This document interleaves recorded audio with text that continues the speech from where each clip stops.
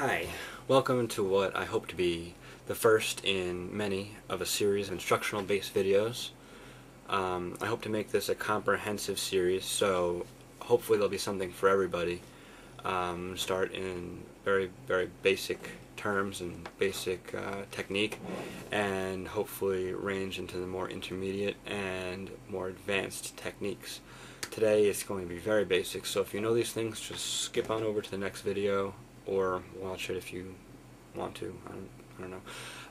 Today we're just going to be going over the anatomy of a bass and the open frets, the open notes, and probably that's it. I'll probably put the next stuff in the next video. Anyway, so here we have a bass. This is my Ibanez Sound Gear bass, and I love it very much.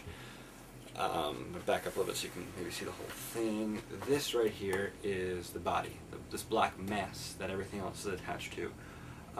Attached to the body is the neck, the bridge, the pickups, and the knobs that adjust your volume and your tone.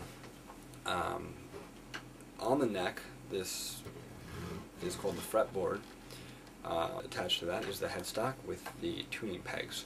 So the string will be run through the bridge, which is this silver device, and it will go across the pickups, which is how we get our sound, across the fretboard.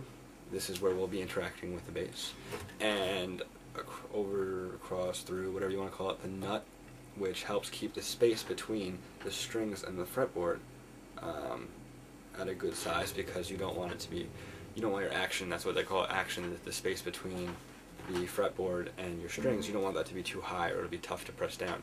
And then into the tuning pegs, where we'll get our we'll get the tuning proper, correct. So as for tuning, we have from our top on down to the bottom. I call this the top because it's the closest to my face, therefore I call it the top. The top note will be an E, or it should be an E at least. That's your E. Next one is an A, D, and then G.